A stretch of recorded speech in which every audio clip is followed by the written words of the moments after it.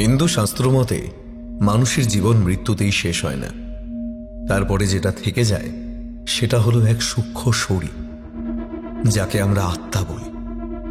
এই আত্মার কোনো ধ্বংস নেই, মৃত্যু নেই, আছে পুনর্জন্ম। কিন্তু যখন কোনো মানুষের অপঘাতে মৃত্যু হয়, মৃত্যুর পরেও তার আত্মা পূর্বজন্মের বন্ধন থেকে মুক্তি পায় না। তারাই তখন প্রেতজনি প্রাপ্ত হয়। সে বুঝতে পারে না তার মৃত্যু হয়েছে।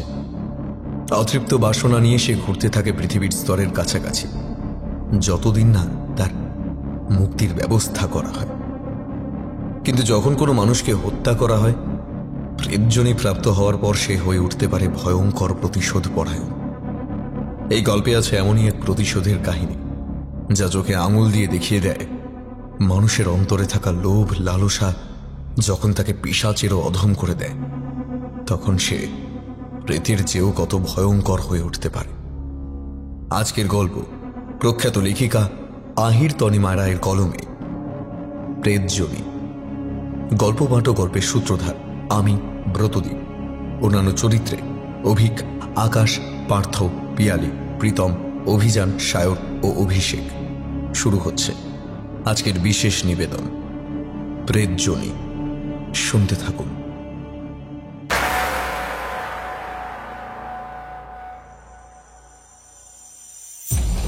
মাঝরাতের শেষ ট্রেন যখন মধ্যমপুর স্টেশনে এসে দাঁড়ালো, প্ল্যাটফর্ম তখন ঘুটঘুটে অন্ধকারে ডুবে আছে। লোডশেডিং চলছে নিশ্চয়ই। অঝোরে বৃষ্টি ঝরেছে সারা দিন ধরে। কিছু দূরে একটা চায়ের দোকানে টিমটিম করে জ্বলা হ্যারিকেনের হলদেটে আলো দেখা যাচ্ছে। দোকানিও বাড়ি ফেরার প্রস্তুতি নিতে শুরু করেছে। মোবাইলের ফ্ল্যাশলাইটটা জেলে প্ল্যাটফর্মে জমে থাকা জলের উপর দিয়ে ছপ ছপ শব্দ করে এগোতে থাকলো নিলয়। ভেবেছিল এতটা পথ হয়তো আজ তাকে হেঁটেই বাড়ি ফিরতে হবে, কিন্তু সৌভাগ্যক্রমে স্টেশনের বাইরের শেডের নিচে একটা রিকশাকে দাঁড়িয়ে থাকতে দেখল সে। রিকশাওয়ালা স্যাঁতস্যাঁতে ঠান্ডার হাত থেকে বাঁচতেই হয়তো একটা বিড়ি ধরিয়েছে। নিলয়কে কাছে এসে দাঁড়াতে দেখে সে প্রশ্ন করল, কোথায় যাবেন বাবু? গলাটা বেশ খসখসে, যেন কাঠের উপর শিরিষ কাগজ ঘষছে কেউ। খোক খোক করে একটু কেশেও নিল সে। নবীন পল্লী যাবেন? ওদিকে রাস্তা বড্ড খারাপ বাবু, তার উপর জলও জমে গেছে প্রায় হাঁটুর ওপর। ঠিক আছে ঠিক আছে, তুমি ডবল ভাড়া নিয়ে ওখানে। এখন চলো তাড়াতাড়ি। নিলয় আর কথা না বাড়িয়ে উঠে পড়ল রিকশায়। বৃদ্ধ রিকশাওয়ালা বিড়িতে শেষ টান দিয়ে রিকশার প্যাডেলে পা রাখল। রাস্তার জমা জলে রিকশার চাকা অর্ধেক ডুবে যাচ্ছে। আলকাতরার মতো ঘন কালো অন্ধকারে প্রায় আন্দাজেই রিকশা চালিয়ে নিয়ে যাচ্ছে লোকটা। 10 মিনিটের পথ যেতে তার আধ ঘন্টা লেগে গেল। বাড়ির কাছাকাছি পর্যন্ত পৌঁছতেই পারল না সে। এত খারাপ রাস্তায় রিকশা চালাতে খুবই অসুবিধা হচ্ছে বৃদ্ধ চালকের। পাড়ার মোড়ের কাছে এসে নিলয় রিকশা থেকে নেমে পড়ে। এটুকু পথ সে হেঁটেই চলে যাবে। সে রিকশাওয়ালার হাতে একটা 50 টাকার নোট ধরিয়ে দিয়ে বলল, এটা রাখুন। বাড়তি টাকা লাগবে না বাবু, যেটা ভাড়া সেটাই দিন। আমার কাছে খুচরো নেই কাকা, আপনি ওটা রেখে দিন। দাঁড়ান, আমি খুচরো দিচ্ছি। এই বলে পকেটে আর ঝোলা হাতরে সে কয়েকটা কয়েন বার করে নিলয়ের হাতে দেয়। তারপর আর এক মুহূর্তও সেখানে দাঁড়ায় না। নিলয় খুচরো পয়সাগুলো বুক পকেটে ভরে ঘরের দিকে পা বাড়ায়। হাত পা ধুয়ে পোশাক পাল্টাতে গিয়ে কয়েনগুলো তার হাতে আসে। সেগুলো টেবিলের উপর নামিয়ে রাখতে গিয়েই বেশ অবাক হয় নিলয়। সে যেটাকে অন্ধকারে 10 টাকার কয়েন বলে ভুল করেছিল, সেটা আসলে অদ্ভুত দেখতে একটা তামার কয়েন। প্রথমটায় নিলয়ের খুব মাথা গরম হয়ে গেল। যাকে সে একজন সৎ মানুষ বলে ভেবেছিল, সে এমন জালিয়াত। একটা কি ভুলভাল কয়েন গুছিয়ে দিয়ে গেল তাকে। কিন্তু কয়েনটা হাতে নিয়ে নাড়াচাড়া করতে করতে মুখে একটা চওড়া হাসি ফুটে উঠল তার। দুষ্প্রাপ্য এবং দেশ বিদেশের কয়েন জমানোটা নিলয়ের ছোটবেলার শখ। এই তামার কয়েনটা দেখতে বেশ অন্যরকম। এক পিঠে পদ্মপাতায় আসীন বিদঘুটে চেহারার কোনো দেবী বা অপ্সরার মূর্তি, আর অন্য পিঠে দুর্বোধ্য ভাষায় কোনো অক্ষর বা সংখ্যা দেখা যাচ্ছে। এমন কয়েন সে আগে কখনোই দেখেনি। খুশি মনে সেটা তার সংগ্রহিত কয়েনের বাক্সে রেখে ঘুমিয়ে পড়ল সে। সেই রাতে নিলয় একটা অদ্ভুত স্বপ্ন দেখল। তাদের বাড়ির পেছনে যে পরিত্যক্ত বাগান আছে, সেখানে মাটির উপর উবু হয়ে বসে সে দুই হাতে মাটি খুঁড়ছে। উস্কো খুস্কো চুলদারি, উদ্ভ্রান্তের মতো চেহারা, চোখের মনি ঘোলাটে, সাদা অংশটায় যেন রক্ত জমাট বেঁধে আছে। খালি হাতে মাটি খুঁড়তে খুঁড়তে তার দুই হাতের সবকটা নখ উপড়ে গিয়েছে, রক্তে ভিজে যাচ্ছে মাটি, কিন্তু নিলয়ের সেদিকে ভ্রুক্ষেপ নেই। সে যেন কোনো যন্ত্রণায় টের পাচ্ছে না, এক মনে সে মাটি খুঁড়েই চলেছে। এক সময় তার হাতে উঠে এলো লাল কাপড়ে মুখ বাঁধা একটা কলস। নিলয়ের চোখ দুটো ঠিকরে বেরিয়ে আসছে। কলসটা হাতে নিয়ে উন্মাদের মতো অট্ট হাসিতে ফেটে পড়ল সে। এক টানে খুলে ফেলল কলসের মুখে বাঁধা লাল শালু কাপড়ের টুকরোটা। ভিতরে ঝকঝক করে উঠল অগন্তি মোহর। এক দৃষ্টি সেই মোহরের দিকে তাকিয়ে আছে নিলয়। তার গলা শুকিয়ে আসছে, প্রচণ্ড তৃষ্ণায় তার বুক ফেটে যাচ্ছে। একটু জলের খুবই প্রয়োজন, অথচ সেই মোহরের দিক থেকে চোখ সরাতে পারছে না সে। জল, জল, একটু জল। অস্ফুটে গোঙাতে গোঙাতেই ঘুম ভেঙে গেল নিলয়। ঘড়ির রেডিয়ামের কাঁটা জানান দিচ্ছে এখন ঠিক 3টে বাজে। হাতড়ে হাতড়ে পাশে টেবিল থেকে জলের বোতলটা তুলে নিয়ে ঢকঢক করে জল খেল সে। এখনো বুকের ভেতরে ধরফর করছে তার, সারা শরীরটা ঘামে ভিজে যাচ্ছে। ঘুম ভাঙার পরেও যেন তার মনের মধ্যে দুঃস্বপ্নের রেশটা রয়ে গেছে। এটাকে ঠিক দুঃস্বপ্ন বলা যায়? মনে মনে ভাবে নিলয়, এসব ওই রিক্সাওয়ালার দেওয়া কয়েনের দোষ। শোবার আগে ওই অদ্ভুত কয়েনটা নিয়ে এত ভেবেছে বলেই হয়তো এরকম একটা অদ্ভুত স্বপ্ন দেখল সে। বদ্ধ ঘরের আবহাওয়াটা যেন বড্ড গুমোট হয়ে আছে। বাইরে বৃষ্টি পড়ছে, জানালা খোলা যাবে না। ফ্যানের স্পিড ফুল করে দিয়ে আবার শুয়ে পড়ল সে। বাকি রাত্রপথে তার আর ঘুমের ব্যাঘাত ঘটেনি। পরের দিন ঘুম থেকে উঠে ভোররাতে দেখা স্বপ্নটার কথা মনে পড়ল তার। স্বপ্নে যেরকম দেখেছিল সেরকম জায়গা সত্যি আছে কিনা দেখার কৌতূহল জন্মালো তার। কি ভেবে ব্রাশ করতে করতে বাগানের দিকে চলে গেল নিলয়। জল কাদায় একেবারে থকথকে হয়ে আছে বাগানের মাটি, চটি আটকে যাচ্ছে বারবার। তাই কৌতূহল থাকলেও বিরক্ত হয়ে ঘরে ফিরে গেল সে।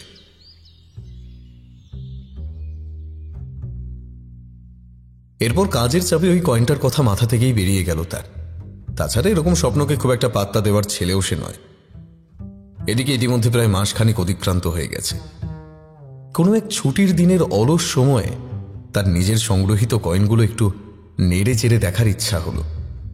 আলমারি থেকে কাঠের বাক্সটা বার করতে গিয়ে সে দেখল বাক্সটায় ঘুম ধরে গেছে। ভুঁড়ো কুঁচকে উঠল নিলয়ের। ভাগ্যিস আলমারিটা স্টিলের, না হলে ওতেও ঘুম ধরে যেত এই বাক্সটা থেকে। কিন্তু বাক্সটা খুলতেই বিস্ময়ে হতবাক হয়ে গেল নিলয়। তার বাক্সে রাখা প্রতিটা কয়েনের গায়ে যেন মরচে পড়ে গেছে। কেমন একটা কালচে বাদামি আস্তরণ পড়ে গেছে কয়েনগুলোর উপর। কেবলমাত্র সেই অদ্ভুত কয়েনটাই সম্পূর্ণ অক্ষত আছে, এখনো একইভাবে চকচক করছে। প্রচণ্ড মন খারাপ হয়ে যায় নিলয়ের। সে কিছুতেই ধরতে পারে না এর কারণ। অনেক ভেবে সে এই সিদ্ধান্তে আসে যে কয়েনটা নিশ্চয়ই কোনো বিশেষ ধাতুতে তৈরি, যার কারণে অন্য কয়েনগুলো নষ্ট হয়ে গেছে। যেমনভাবে মার্কারি সোনাকে নষ্ট করে দেয়। সে সঙ্গে সঙ্গে প্রবীরদাকে ফোন করে। এই মানুষটাই তাকে সঠিক জবাব দিতে পারে। দুষ্প্রাপ্য মুদ্রার বিষয়ে তার গভীর জ্ঞান আছে, এইসব নিয়ে চর্চা করাই তার শখ। প্রবীরদা তাকে বলে 2 দিন পর বাক্স সমেত সবগুলো কয়েন যেন সে তার বাড়িতে গিয়ে দিয়ে আসে। নিলয় রাজি হয়ে যায়। এই অপয়া কয়েনটা নিজের কাছে রাখার আর কোনো ইচ্ছাই নেই তার।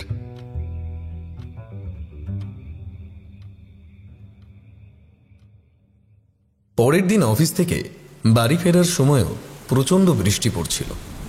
নিলয় টোটো বা রিক্সা কিছু না পেয়ে হাঁটতে হাঁটতেই এগোয়। কিছু দূর যাওয়ার পরেই সে দেখে রাস্তার ধারে একটা রিক্সা উল্টে পড়ে আছে। কারোর গোঙানির মতো আওয়াজ কানে আসছে। নিলয় জল ভেঙে এগিয়ে যায় সেদিকে। কাছে গিয়ে রিক্সার নিচে চাপা পড়া লোকটাকে অনেক কষ্ট করে উদ্ধার করে সে। লোকটার মাথা ফেটে গেছে, জ্ঞান থাকলেও কথা বলার ক্ষমতা নেই। নিলয় বুঝতে পারে বর্ষার জমা জলের নিচে গাড্ডায় চাকা বেঁধেই রিক্সাটা উল্টে গেছে। লোকটাকে তখনই হাসপাতালে নিয়ে যাওয়া দরকার। সে কোনো মতে রিক্সা সোজা করে লোকটাকে তাতে চাপিয়ে নিজেই প্যাডেল করে তাকে হসপিটালে পৌঁছে দেয়। পরের দিন অফিসে গিয়ে নিলয় জানতে পারে যে জরুরি কাজে তাকে কিছুদিনের জন্য বাইরে চলে যেতে হবে। তাই বাড়ি ফিরে সে আগে প্রবীরদার বাড়ি গিয়ে কয়েনের বাক্সটা দিয়ে আসে।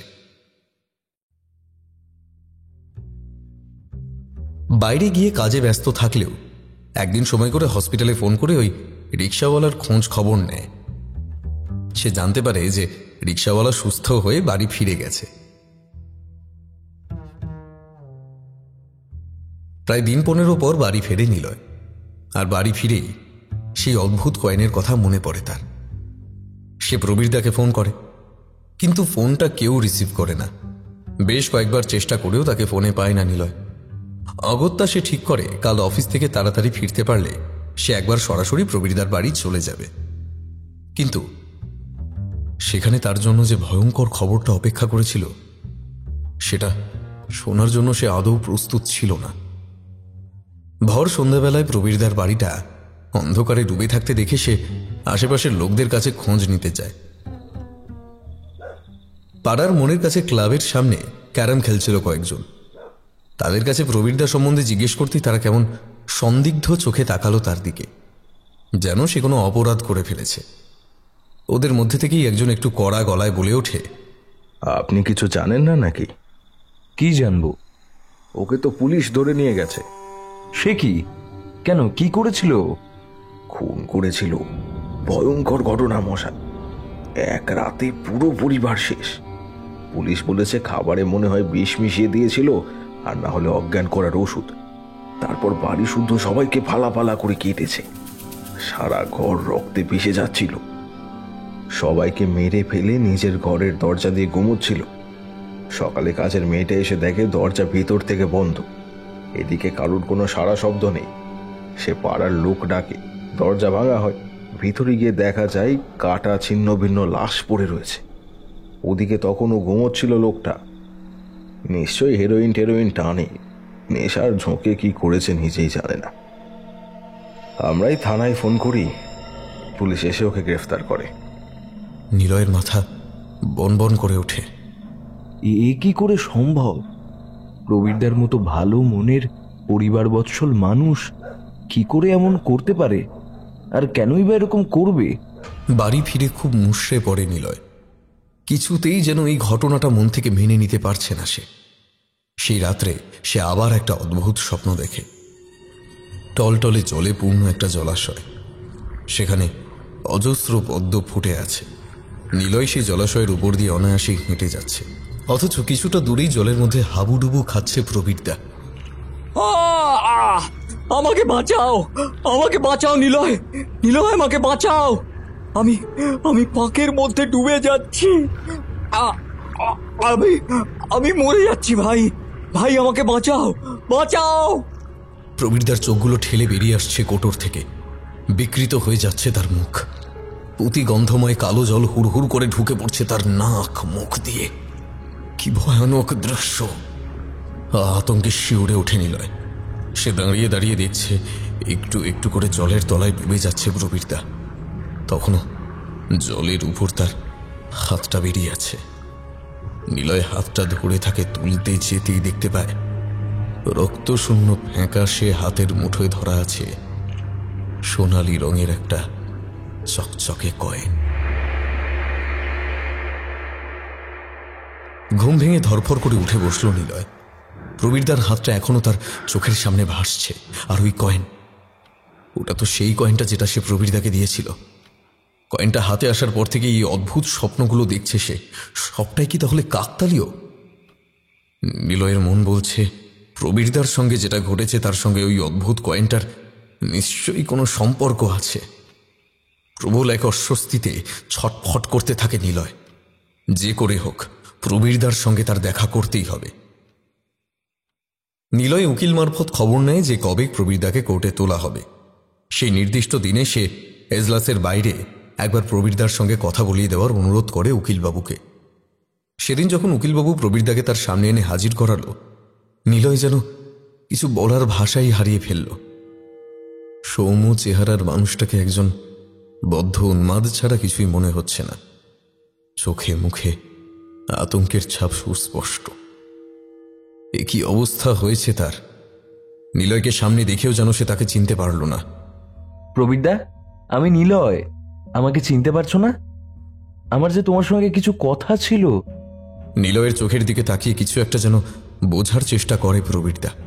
তারপর চোখ মুখ বিকৃত করে অদ্ভুত বিজাতীয় কণ্ঠস্বরে কেবল এটুকুই বলে, ওর জিভের রক্তের স্বাদ লেগে আছে। ও আরো রক্ত চায়। রক্ত খাকি, রক্ত খাকি, রক্ত খাকি।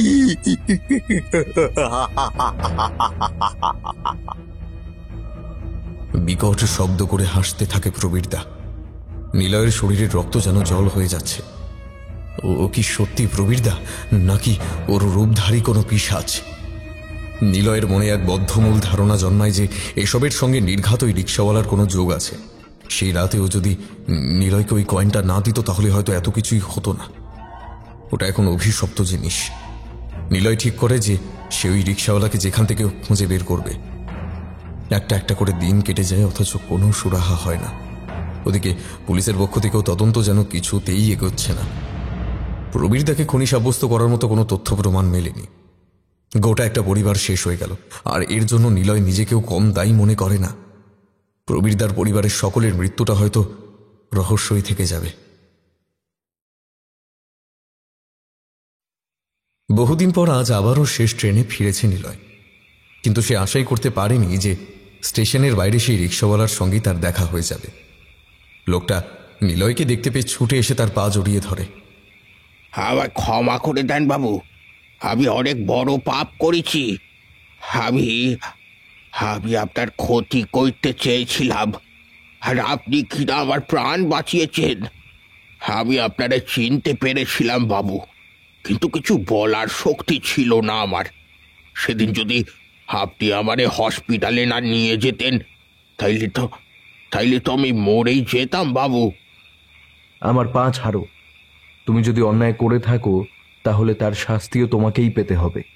আমি শুধু জানতে চাই তুমি কেন আমার ক্ষতি করতে চেয়েছিলে। আমি তো তোমাকে চিনিও না। এমন কি করেছিলাম আমি যে তুমি আমার ক্ষতি করতে চাইলে? আমায় একটু বলার সুযোগ দেন বাবু, আমি আপনাকে সব বলবো। তাতে যদি আমার পাপের বোঝা একটু কমে। নিলয় বৃদ্ধকে তুলে পাশের বেঞ্চে গিয়ে বসে। বৃদ্ধ বলতে থাকে, বাবু, সেদিন আমি আপনাকে খুচরো পয়সা দেওয়ার নামে একটা কয়েন দিয়েছিলাম। ওই পয়সাটা অভিশপ্ত বাবু। হ্যাঁ, ওই পয়সাটা অভিশপ্ত। আমি আমার উপর আসা অভিশাপ আপনার উপর চালান করতে চেয়েছিলাম। সে অনেক দিন আগের কথা। আমি তখন স্টেশনে মুটেগিরি করতাম। একদিন এক বাবুর মালপত্র বয়ে দিলে সে আমাকে ওই কয়েনটা দিয়েছিল। প্রথমটায় আমি খেয়াল করিনি, পরে যখন বুঝলাম তখন ট্রেন ছেড়ে দিয়েছে। আমি কয়েনটা নিজের কাছেই রেখে দিলাম। সেই রাতেই আমি স্বপ্নে দেখলাম যে আমার বাড়ির পিছনে এক ঘরা মোহর পোঁতা আছে মাটিতে। আমি লোভে পড়ে মাটি খুঁড়ে সত্যি সেই মোহর খুঁজে পেলাম, কিন্তু কাউকে কিছুটি বললাম না। আমরা বড় গরিব বাবু, বউ জানতে পারলে হয়তো দশকান করবে কথাটা। তাই ওটাকে ঘরে এনে ভাঙাচোরা জিনিসের মধ্যে লুকিয়ে রাখলাম। দুদিন পর আবার একটা স্বপ্ন পেলাম। দেখলাম ওই ঘোড়ার ভিতর থেকে কারুর কথা ভেসে আসছে। আমি কান পেতে শুনলাম সে যেন আমাকেই বলছে, আমি যদি এরকম আরো অনেক অনেক ঘোড়া মোহর পেতে চাই, তাইলে আমার সবচেয়ে কাছের মানুষটাকে তাকে দিয়ে দিতে হবে। প্রথমে ওই কথা শুনে আমি আঁতকে উঠেছিলাম, কিন্তু তারপরই মনটা যেন কিভাবে বদলে গেল। লোভ হয়েছিল আমার, প্রচণ্ড লোভ। আমি তখন আর মানুষ ছিলাম না বাবু। ঘোড়ার মধ্যে থেকে ওই পিশাচটা আমায় বলল আমি যেন আমার প্রিয় মানুষের একটা জিনিস ওকে এনে দিই, তাহলেই কাজ হয়ে যাবে। ঘুম ভেঙে গেল। পাশে আমার বউ মিনতি ঘুমিয়ে কাঁদা, সে ছাড়া আমার নিজের বলতে আর কেউ ছিল না। ঠিক বেঠে কিচ্ছু বুঝিনি বাবু। ওই পিশাচের কথায় নিজের বুদ্ধি শুদ্ধি হারিয়ে আবার ঘুমন্ত বউটার মাথার এক গোছা চুল কেটে এনে ওই ঘোড়ার সামনে দাঁড়িয়ে বললাম, এনেছি আমি, এই নাও, আর আরো দাও, আরো মোহর দাও আমায়, আরো মোহর দাও। ঘোড়াটা নড়তে শুরু করলো। কুপির নিভু নিভু আলোয় দেখলাম একটা রক্ত মাখা হাত উঠে আসছে ওই ঘোড়ার ভেতর থেকে। ধারালো নখগুলো থেকে ফোঁটা ফোঁটা রক্ত ঝরে পড়ছে, যেন এই মাত্র কোনো রক্ত মাংসের জীবকে ফালা ফালা করে এসেছে ওই হাত। ভয়ে আমার প্রাণটা যেন শুকিয়ে গেল, তাও চোখ সরাতে পারছি না ওটার থেকে। হাতটা আমায় ইশারা করে কাছে ডাকছে। আমি আমার বউয়ের কাটা চুলের গোছাটা এগিয়ে ধরলাম ওটার দিকে। খপ করে ওই চুলটা ধরেই হাতটা আবার ঘোড়ার মধ্যে ঢুকে গেল। তারপর তারপর আমার আর জ্ঞান ছিল না। সকালে পাড়া পড়শির চিৎকারে ঘুম ভাঙল। বাইরে গিয়ে দেখি উঠোনের আম গাছটা থেকে গলায় গলায় দড়ি দিয়ে ঝুলছে আমার মালতী। হুঁশ ফিরল। বুঝতে পারলাম কিভাবে আমায় বশ করে নিয়েছিল ওই পিশাচটা। বুক চাপড়ে অনেক কাঁদলাম যে আমি মেরেছি আমার বউকে। আর তো কিছু করার ছিল না। পুলিশ এসে আমায় ধরে নিয়ে গেল। জেল হলো, অনেক বছর মামলা চলল, কিন্তু আমার বিরুদ্ধে কোনো প্রমাণ পাওয়া যায়নি বলে আমার কোনো শাস্তি হলো না।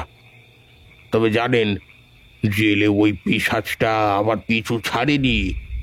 রোজ ঘুম থেকে উঠে দেখতাম আমার বালিশের নিচে ওই কয়েনটা। আমি রোজ ওটাকে দূর করে ফেলে দিতাম ট্রেনের মধ্যে, আর রোজ সেটা ফিরে আসতো। আর ওই ঘোড়াটা, ওটার কি হয়েছিল?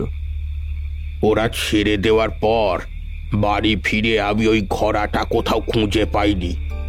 পুলিশ ওটা পেয়েছিল নাকি অন্য কেউ নিয়ে গেছে তা আমি জানি না। ও সব ভুলে আমি আবার নতুন করে জীবন শুরু করলাম। কিছু জমানো টাকা দিয়ে আর লোকের কাছে কিছু ধার দেনা করে রিক্সা কিনলাম। কিন্তু কিন্তু ও যে কিছুতেই আবার পেছন ছাড়ছিল না বাবু।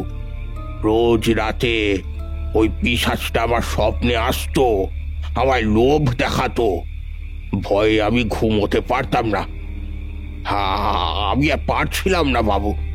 কত তাবিজ কবজ করেছি, কিচ্ছুটি লাভ হয়নি। তারপর একদিন একটা কথা মনে এলো। আমি তো নিজে থেকে ওই কয়েনটা আনিনি, কেউ একজন আমায় দিয়েছিল। তার মানে হয়তো সেই লোকটা নিজের অভিশাপ থেকে মুক্তি পেতে আমাকে ওই পিশাচের হাতে বন্দি করে দিয়ে গেছে। তাই ভাবলাম, আমিও যদি ওটা কাউকে দিয়ে দিই তাহলে হয়তো আমি এ যাত্রায় রক্ষে পাবো। সেই দিনই আপনি আমার রিকশায় উঠলেন, আর আমি ছল করে আপনাকে ওই কয়েনটা গছিয়ে দিলাম। কিন্তু বিশ্বাস করুন বাবু, তারপর থেকে পিশাচের ছায়া আমার উপর থেকে সরে গেলেও আমার মনে কোনো শান্তি ছিল না। দিন রাত মনে হতো আমি খুব অন্যায় করেছি, সেই অন্যায়ের শাস্তিও হয়তো পেতাম। কিন্তু আপনি আমায় রক্ষে করলেন। হসপিটাল থেকে বেরোনো স্টক আমি আপনাকে খুঁজছি। কোথাও যদি আপনাকে দেখতে পাই, আপনার বাড়িও তো চিনি না, কি করে আর খুঁজে পাবো। কিন্তু আজ আপনাকে সামনে দেখতে পেয়ে আমি আর নিজেকে সামলাতে পারলাম না বাবু। আমি যা বলেছি সব সত্যি কথা। আমি অন্যায় করেছি আপনার কাছে। বাবু আমার কথা শুনুন। আপনি ওই কয়েনটা কাউকে দিয়ে দেন, চোর বদমাস যাকে হোক দিয়ে দেন, তাহলে আপনিও বেঁচে যাবেন, আর অন্য কোনো নির্দোষ মানুষও ওই পিশাচের পাল্লায় আর পড়বে না। কথা শেষ করে গলায় জড়ানো গামছায় চোখ মুছতে থাকে রিক্সাওয়ালা। চোখে জল নামে নিলয়েরও। প্রবীরদার জন্য। প্রবীরদার সঙ্গে কি ঘটেছে, কেন ঘটেছে, এতদিনে সব প্রশ্নের উত্তর পেয়ে গেছে নিলয়। সে যদি ওই কয়েনটা প্রবীরদাকে না দিত তাহলে আজ একটা গোটা পরিবার এইভাবে শেষ হয়ে যেত না। প্রবীরদার মতো শিক্ষিত বিচক্ষণ একজন মানুষ এভাবে পাগল হয়ে যেত না। আপনি সত্যি বলছেন? আপনি কোনো স্বপ্ন পাননি? পেয়েছিলাম, কিন্তু বিশ্বাস করিনি। যদি করতাম তাহলে হয়তো তোমারই মতন অবস্থা হতো। নিজের বৃদ্ধা মায়ের মুখটা ভেসে ওঠে নিলয়ের চোখের সামনে। ভাগ্যিস সে ওই স্বপ্নে বিশ্বাস করেনি, না হলে ওই পিশাচের প্ররোচনায় সে হয়তো তার নিজের মাকেই না, আর ভাবতে পারে না নিলয়। কিছু একটা করতেই হবে তাকে প্রবীরদার জন্য। সে প্রবীরদার পরিবারকে তো বাঁচাতে পারেনি, কিন্তু প্রবীরদাকে যে করেই হোক ওই অভিশাপ থেকে সে মুক্ত করবেই। বাবু, তাইলে কি ওই পিশাচের অভিশাপ একেবারে কেটে গেল? রিক্সাওয়ালার চোখে আশার আলো ফুটে ওঠে। দুদিকে মাথা নাড়ে নিলয়। না, কাটেনি। নিজের অজান্তেই আমি ওই অভিশাপ অন্য কারোর উপর চালান করে দিয়েছি, আর এখন আমাকেই তাকে উদ্ধার করতে হবে। তবেই হয়তো আমিও পাপ মুক্ত হব। সেই রাতে বাড়ি ফেরার পর অনেকক্ষণ পর্যন্ত প্রবল এক অস্বস্তি নিয়ে কাটালো নিলয়। কিছু একটা উপায় করতেই হবে তাকে। ভাবতে থাকে যে কিভাবে ওই অভিশাপকে চিরতরে শেষ করা যায়। অবশেষে পথ দেখতে পেল সে। তবে তার আগে তাকে এখন ওই কয়েনটা উদ্ধার করতে হবে, আর প্রবীরদার সাহায্য ছাড়া সেটা কখনোই সম্ভব নয়।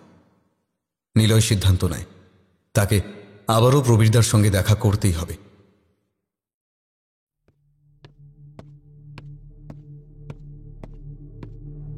পরের দিন অনেক কাঠ খড় পুড়িয়ে উপরমহলের কর্তা ব্যক্তিদের বদান্যতায় জেলের মধ্যেই প্রবীরদার সঙ্গে সাক্ষাতের একটা ব্যবস্থা করা গেল। দ্বিতীয়বার মানুষটার মুখোমুখি হওয়ার সময় মানসিকভাবে প্রস্তুতি ছিল নিলয়। হয়তো তার উদ্দেশ্য সফল হবে না, হয়তো প্রবীরদার তার সঙ্গে কথাও বলবে না, তবু শেষ চেষ্টা তো তাকে করতেই হবে। অবশ্য নির্দিষ্ট সময় যখন দুজন কনস্টেবল প্রবীরদাকে সঙ্গে করে নিয়ে এলো, তাকে দেখে অদ্ভুত রকমের শান্ত বলে মনে হলো। তার দৃষ্টিতে সেদিনের মতো উন্মাদনা নেই। এক গভীর নিস্তব্ধতা অনুভব করতে পারল নিলয়।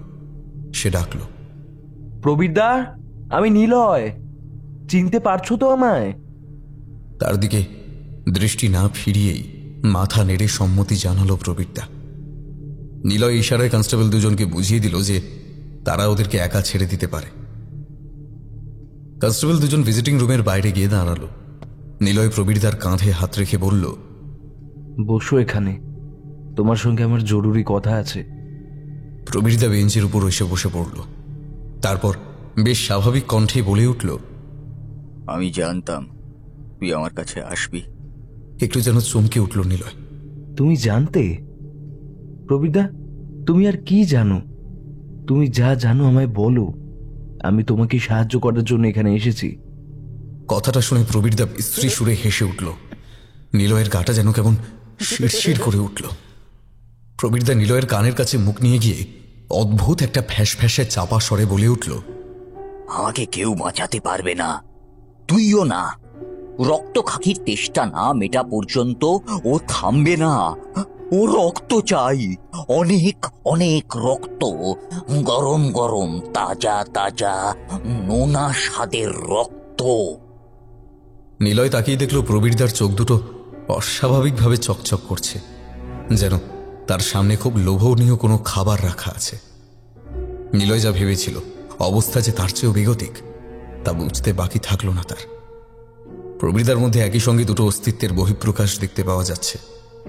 একটা সে নিজেই এবং আর একটা ওই পিশাচের কালো ছায়া। সে ধীরে ধীরে গ্রাস করে নিচ্ছে প্রবীরদাকে।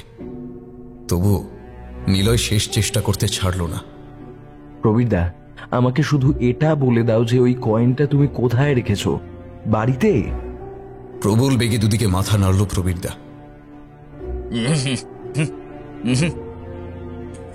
আমি ওটা কোথাও রাখিনি, ওটা নিজেই আমার পেছন পেছন এখানে চলে এসেছে। ওটা তোমার কাছে আছে এখানে? না, ফেলে দিয়েছি। রোজ রাতে স্বপ্নে এসে আমাকে অত্যাচার করে, নরক যন্ত্রণা দেয়। রোজ সকালে বালিশের নিচে আমি ওটাকে খুঁজে পাই, আমি ছুঁড়ে ফেলে দিই, যেখানে পারি দূর করে ফেলে দিই, তাও ফিরে আসে, রোজ ফিরে আসে, রোজ রোজ ফিরে আসে।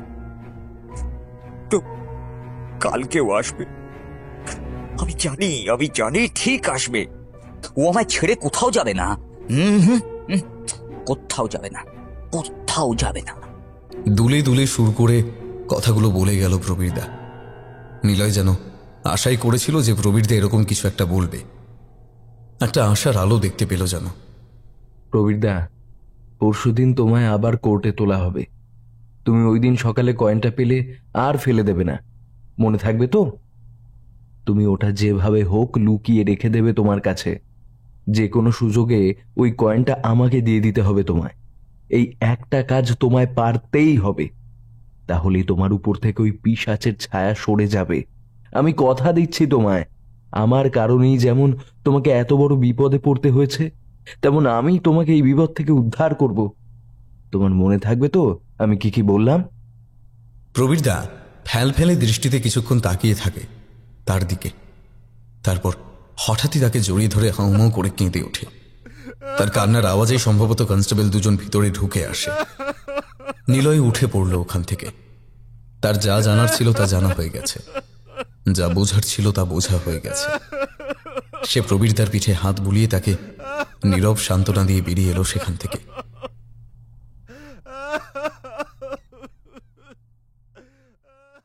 দুদিন পর কোর্টরুমে আবার দুজনে মুখোমুখি হয়। নিলয় এজলাসের বাইরে দাঁড়িয়েছিল। প্রবীরদা তাকে দেখে যেন চোখের ইশারায় কিছু বোঝাতে চাইল। কাছাকাছি আসতেই সে হুমড়ি খেয়ে পড়ে গেল নিলয়ের পায়ের কাছে। নিলয় সঙ্গে সঙ্গে তাকে ওঠানোর জন্য এগিয়ে গেল। প্রবীরদাকে তুলে দাঁড় করানোর সময়টুকুর মধ্যে খুব দ্রুত গতিতে একটা কাণ্ড ঘটে গেল।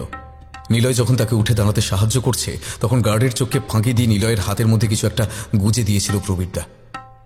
জিনিসটা যে কি সেটা নিলয় ভালোভাবেই জানে। সে কয়েনটা তার মুঠিতে শক্ত করে ধরে রাখল। আদালত চত্বর থেকে বেরিয়ে বাসস্ট্যান্ডে এসে শহরতলির বাস ধরল নিলয়। তার গন্তব্য শিবহাটা। যেটুকু সত্য এখনো আড়াল হয়ে আছে সেটাই উন্মোচিত হওয়ার আশায় যাচ্ছে সে। আর এই কাজ করতে পারে একমাত্র সাধন কাকা। কোনো এক লতায় পাতায় সম্পর্কে নিলয়ের কাকা হয় সে। বয়সে যদিও প্রায় তারই সমবয়সী। ছোট থেকেই তাদের বাড়িতে যাতায়াতের সূত্রে সাধন কাকার সঙ্গে নিলয়ের সম্পর্কটা খুবই আন্তরিক ছিল। যদিও মাত্র 17 বছর বয়সেই সে গৃহত্যাগী হয়। তারপর বহু বছর তার খোঁজ পায়নি কেউ। অবশেষে একদিন যখন সে তার গ্রামে ফিরে এলো, তখন সে জটা জুটোধারী এক সন্ন্যাসীতে পরিণত হয়েছে। যদিও নিজের বাড়িতে আর ফিরে যায়নি সে। গ্রামের শেষ প্রান্তে হিংলার চরের পাশে ছোট্ট একটা ঘর বেঁধে থাকে সে। হিংলার চর জায়গাটার এমনই বদনাম যে শিবহাটা গ্রামের সাধারণ মানুষ ভুলেও কেউ সন্ধ্যার পর ওই পথ মারায় না। একসময় ওই চরে অকাল মৃত্যু হওয়া ছোট ছোট শিশুদের মাটি চাপা দিয়ে আসা হতো। সময় বদলেছে, এখন শিশুদের জন্য সরকারের যথাযথ ব্যবস্থাও আছে। তাই হিংলার চরে সচরাচর কারোর যাওয়ার প্রয়োজন পড়ে না। এখন ওই চরের কাঁদায় ছোট ছোট নরকরটি আর কঙ্কালের অবশেষ দেখতে পাওয়া যায়। অনেক বছর আগে একবার মায়ের সঙ্গে সাধন কাকার আস্তানায় গিয়েছিল নিলয়। বলা যায় যেতে বাধ্য হয়েছিল। সাধন কাকা অতীন্দ্রিয় জগতের অধিবাসীদের সঙ্গে যোগাযোগ স্থাপন করতে পারে। মৃত্যুর পরেও যে আত্মা এই পৃথিবীর মায়া ত্যাগ করতে পারে না, বা প্রতিশোধকামী যে আত্মা লৌকিক জগতের অধিবাসীদের নিপীড়ন করে, তাদেরকে মুক্তি দেওয়ার উপায় জানে সে। এজন্যই বহু দূর দূর থেকে তার কাছে সাহায্য প্রার্থনা করতে আসে অনেকে। নিলয়ের মাও সেখানে নিলয়কে নিয়ে গিয়েছিলেন এরকমই এক সাহায্য প্রাপ্তির আশায়।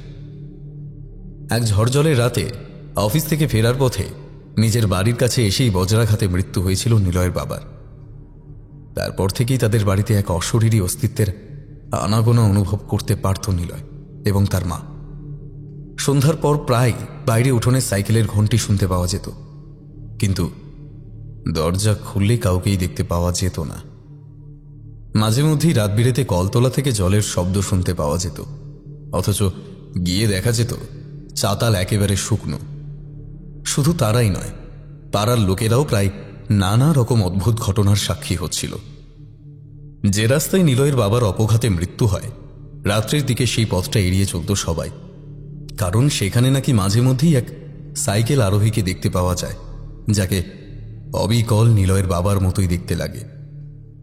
এইসব কারণেই পাড়ার লোকেরা চাঁদা তুলে কালীর থানে পুজো দিয়েছিল, যাতে এই অশরীরী উপদ্রব থেকে রেহাই পাওয়া যায়। কিন্তু তাতেও কোনো ফল হয়নি। বাধ্য হয়েই নিলয়ের মা সাধন কাকার কাছে যাওয়ার সিদ্ধান্ত নেয়। বলা বাহুল্য, তার সেই সিদ্ধান্তের কারণেই আজ নিলয়রা শুধু নয়, তাদের পাড়ার লোকেরাও নিরুপদ্রব জীবন কাটাচ্ছে। 7 দিন সময় নিয়েছিল সাধন কাকা, তার মধ্যেই সমস্যার সমাধান করে দেয় সে। নিলয় জানে বর্তমানে যে ভয়ঙ্কর অভিজ্ঞতার মধ্যে দিয়ে তাকে যেতে হচ্ছে, তার থেকে মুক্তি দিতে পারে একমাত্র সাধন কাকাই।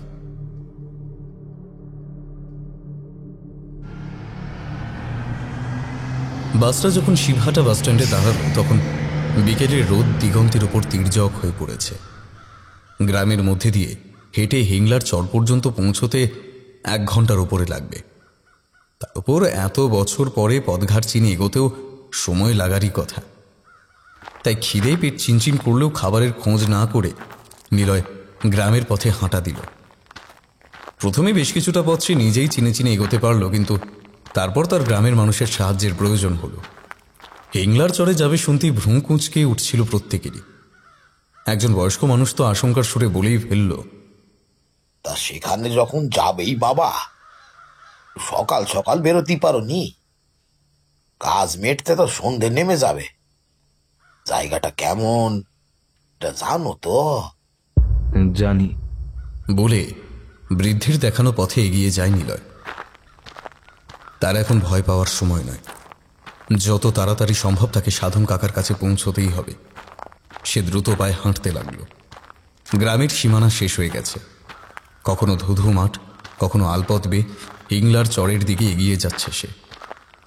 অবশেষে যখন সাধন কাকার কুটিরটা দেখতে পাওয়া গেল, তখন সূর্য তার শেষ আলোর রেখাটুকু নিয়ে ডুব দিচ্ছে বেগুনি রঙা দিগন্তের কাছে। এখনো দিনের আলো থাকলেও এর মধ্যেই পরিবেশটা কেমন যেন একটা গা ছমছমে হয়ে উঠেছে। নিলয় লক্ষ্য করল কুটির চত্বর বেশ পরিষ্কার পরিচ্ছন্ন, যেমনটা সে সেবারেও দেখেছিল। উঠোনে একটা মস্ত বড় বেলগাছ। উঁচু দালানওয়ালা মাটির ঘরের দরজাটা সম্ভবত ভেতর থেকেই বন্ধ। নিলয় উঠোনে পা রাখতে যেতেই অদ্ভুত একটা কাণ্ড ঘটল। তার মনে হলো সে পা বাড়াতেই যেন একটা ঝটকা এক টানে কেউ তাকে পেছন দিকে সরিয়ে দিল। এক মুহূর্তে তার মনে হয়েছিল হয়তো সাধন কাকাই এসেছে, কিন্তু না। পেছন ঘুরে কাউকে দেখতে পেল না সে। বুকের ভেতর ধরফর করছে। গলা শুকিয়ে এলো নিলয়ের। ওই সেবারে তো এরকম কোনো অভিজ্ঞতা হয়নি। কে তাকে সামনে এগোতে বাধা দিচ্ছে, কেন দিচ্ছে? মনে মনে ইষ্টনাম জপ করে কুটিরের দিকে তাকালো নিলয়। দরজাটা এখনো সেভাবেই বন্ধ আছে। সে ওখানে দাঁড়িয়েই ডেকে উঠল, সাধন কাকা, সাধন কাকা। ভেতর থেকে কোনো সাড়া শব্দ পাওয়া গেল না। আর একটু জোরে ডাকলো সে, সাধন কাকা, তুমি কি ভিতরে আছো? আমি নীলু। এবারেও কোনো উত্তর পাওয়া গেল না। নিলয়ের মনে আশঙ্কার মেঘ জমল। এখানে আসা কি তার ব্যর্থ হলো? সাধন কাকা কি তবে বাড়িতে নেই? কি করবে সে এখন? আর একটু অপেক্ষা করবে এখানে দাঁড়িয়ে? ওদিকে আকাশ জুড়ে নেমে আসছে সন্ধ্যার কালো ছায়া। একটু পরে দিনের শেষ আলোটুকুও মুছে যাবে। তার মধ্যেও যদি সাধন কাকা না আসে, তাহলে সে ফিরবে কি করে? আধুনিক জগৎ থেকে বিচ্ছিন্ন থাকা মানুষটা মোবাইল ফোনও তো ব্যবহার করে না। আর করলেও বাকি, এখানে মোবাইলও অচল, নেটওয়ার্ক কাজ করে না। আগেরবারই দেখেছিল সে। আরও কিছুটা সময় অপেক্ষা করেও যখন সাধন কাকা এলো না, তখন বাধ্য হয়ে নিলয় ফিরে যাবে বলেই মনস্থ করল। সবে সে কয়েক পা এগিয়েছে, এমন সময় পিছন থেকে কাঠের দরজাটা খোলার শব্দ পাওয়া গেল। থমকে দাঁড়িয়ে পড়ে পিছন ঘুরল নিলয়। সাধন কাকা দালানে এসে দাঁড়িয়েছে। তাকে দেখে হাতছানি দিয়ে ডাকল। নিলয় এগিয়ে গিয়ে উঠোনে পা রাখার আগেই দাঁড়িয়ে পড়ল। কিছু হবে না, চলে আয়। কিন্তু একটু আগে। জানি জানি, ধানে বসেছিলাম বলে একজনকে পাহারায় রেখেছিলাম। সে আর তোকে আটকাবে না, চলে আয়। নিলয়ের শিরদাঁড়া বেয়ে যেন শিরশিরে একটা অনুভূতি নেমে গেল। তার বুঝতে বাকি নেই যে কে বা কি তাকে ভেতরে যেতে বাধা দিচ্ছিল তখন। সাধন কাকা তাকে ঘরের ভেতরে নিয়ে গেল। নিলয় দেখল ঘরের মাঝখানে একটা নিভু নিভু ধুনি জ্বলছে। সাধন কাকা কিছুটা কর্পূর ছড়িয়ে দিল তাতে। আগুনটা আগের চেয়ে গনগনে হয়ে উঠল। নিলয়কে একটা শতরঞ্চিতে বসতে বলে প্রদীপ জ্বালাতে লাগলো সে।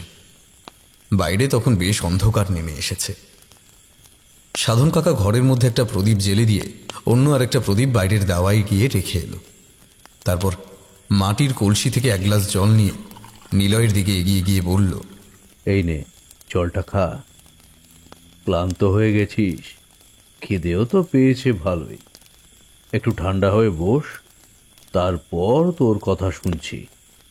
বলতে বলতে ছোট্ট একটা কৌটো থেকে এলাচের মতো দেখতে একটা দানা নিলয়ের দিকে এগিয়ে দিয়ে বলল, নে, এটা মুখে দিয়ে তারপর জলটা খা। নিলয় দানাটা মুখে দিয়ে এক ঢোক জল খেতে এক নিমেষে যেন তার খিদেটা উবে গেল। শরীরটাও সব ক্লান্তি ঝেড়ে ফেলে চাঙ্গা হয়ে উঠেছে। জিনিসটা সম্পর্কে জানবার কৌতূহল হলেও সে জানে সাধন কাকা উত্তর দেবে না। এসব গুহ্য জিনিস সম্পর্কে জানার অধিকার তাদের মতো সাধারণ মানুষের নেই। কিরে, ঠিক লাগছে? জিজ্ঞেস করল সাধন কাকা। নিলয় মাথা নাড়ল। আচ্ছা বেশ, এবারে তোর সব কথা শুনবো, কিন্তু তার আগে তোর কাছে যে জিনিসটা আছে ওটা ওই পাথরের বাটিটার মধ্যে রেখে আয়।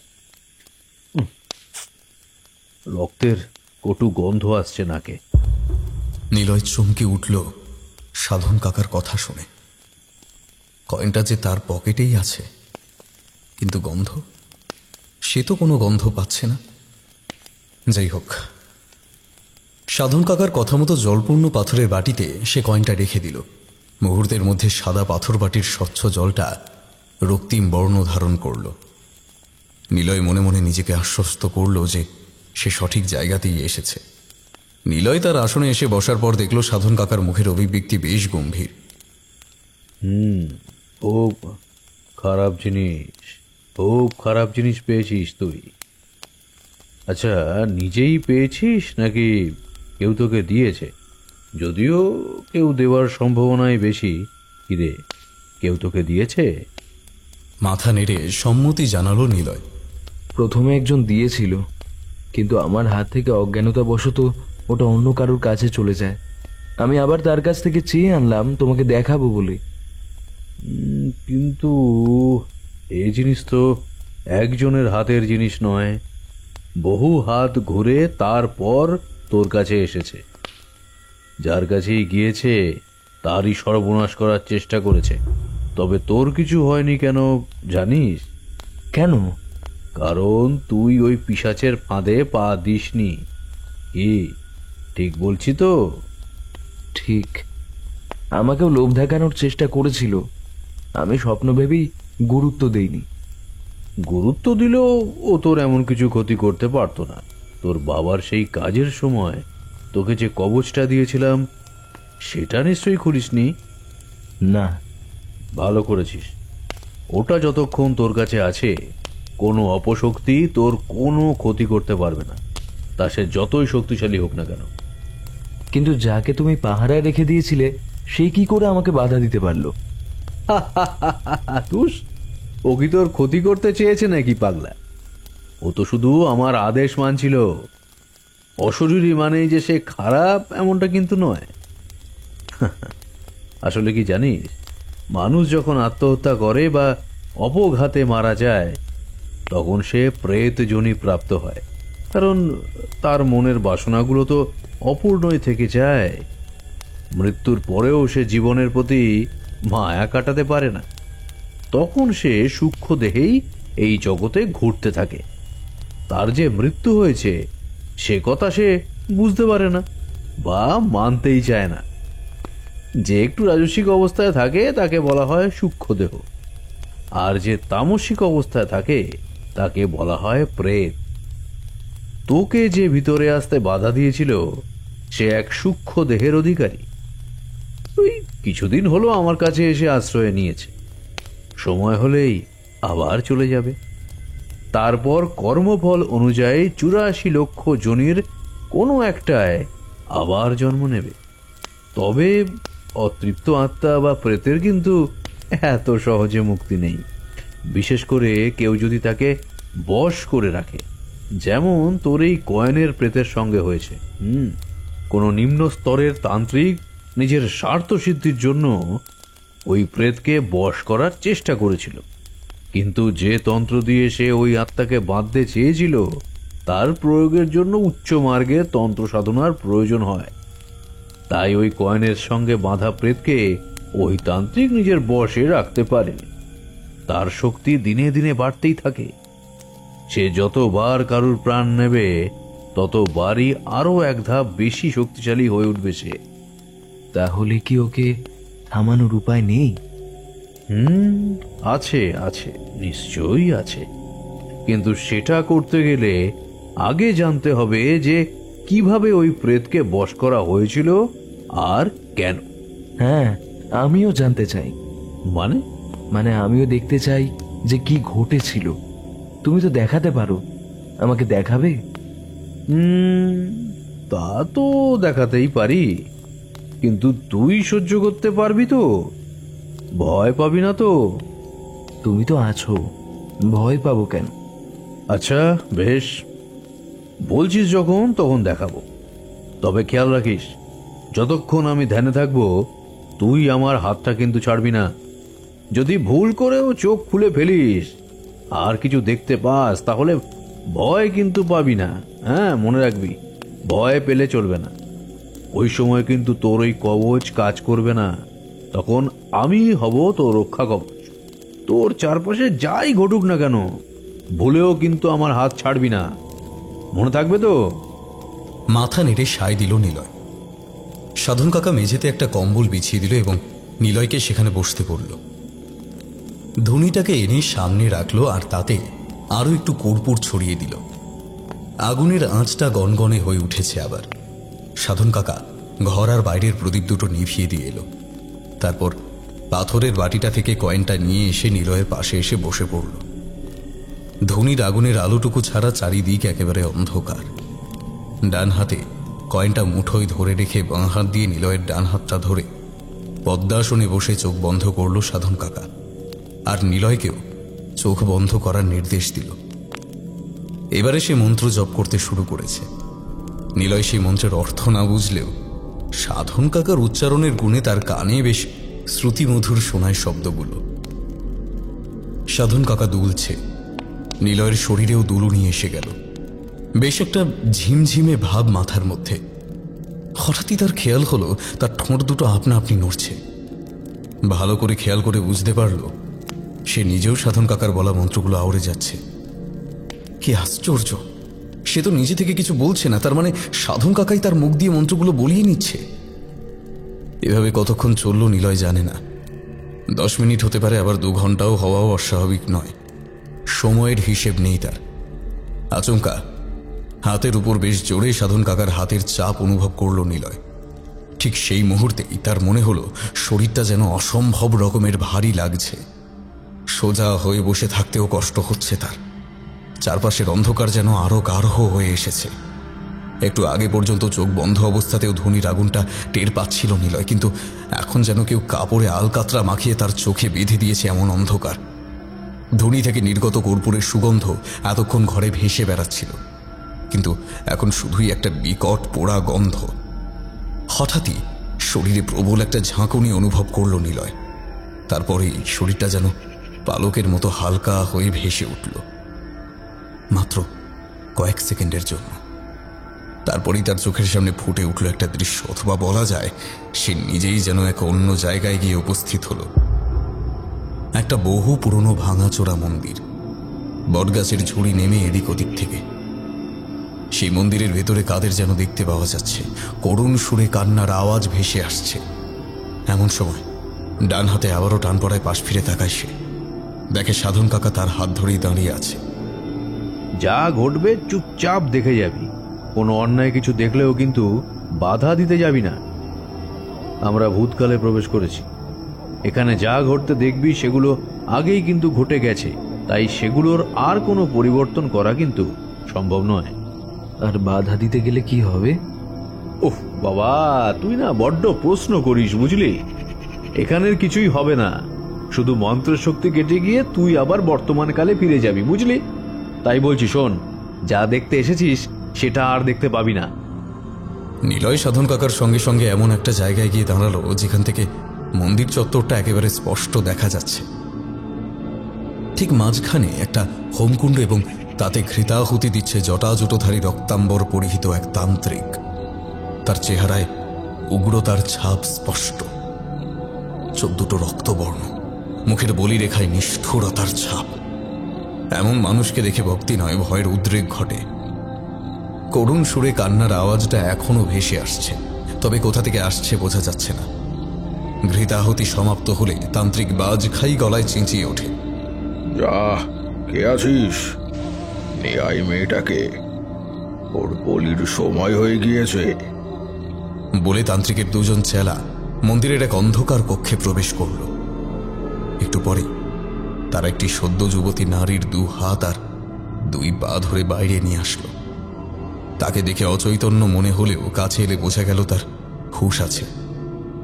এতক্ষণে নিলয়ের চোখ গেছে সিঁদুর লেপা হাড়ি কাঠটার দিকে। চেলা দুজন মেয়েটিকে ওই হাড়ি কাঠের সামনে নিয়ে গিয়ে বসালো। মেয়েটির চোখ দুটো বলে দিচ্ছে যে তাকে কোনো মাদক দ্রব্য দিয়ে নেশাচ্ছন্ন করে রাখা আছে। সম্ভবত সে বোঝার অবস্থায় নেই যে এখানে ঠিক কি হচ্ছে। সে ঘাড়টাও সোজা করতে পারছে না। 2 হাতে ভর দিয়ে সে সামনের দিকে ঝুঁকে বসে আছে। নিলয় খেয়াল করল মেয়েটির গায়ের রং বেশ চাপা হলেও তার মুখটা বড়ই মায়াময়। টানা টানা 2 চোখ, বড্ড নিষ্পাপ তার চেহারা। তান্ত্রিক দুর্বোধ্য ভাষায় মন্ত্রোচ্চারণ করতে করতে এগিয়ে যাচ্ছে মেয়েটার দিকে। তার হাতে একটা মস্ত বড় খাঁড়া। নিলয়ের শরীরটা কেঁপে উঠল। তান্ত্রিক ওই মেয়েটার বলি দিতে চলেছে। বুকের ভেতরটা মোচড় দিয়ে উঠছে এই জঘন্য নিষ্ঠুর দৃশ্যটা দেখে। চেলা দুজন দুদিক থেকে ধরে থেকে মেয়েটাকে সামনের হাড়ি কাঠের মধ্যে গলা দিতে বাধ্য করল। কাঁদছে মেয়েটা, বড় করুণ শিশুর। তার 2 চোখ থেকে অঝরে জল নেমেছে। মেয়েটা নিশ্চয়ই বুঝতে পারছে সব, তবুও প্রতিরোধ করার সামর্থ্য তার নেই। শেষবারের মতো চোখ তুলে ওই তান্ত্রিকের কাছে হয়তো নীরবে প্রাণ ভিক্ষা করতে চাইল সে, কিন্তু তাকে বিন্দুমাত্র সময় না দিয়ে সবেগে খাঁড়াটা উঁচু করে ধরল তান্ত্রিক। তারপর মুহূর্তের মধ্যেই সেটা নেমে এলো মেয়েটার মাথার উপর, আর সজোরে চিৎকার করে উঠল নিলয়, না! প্রবল এক ঝটকায় কেউ যেন তাকে নেমে আনলো নিচের দিকে।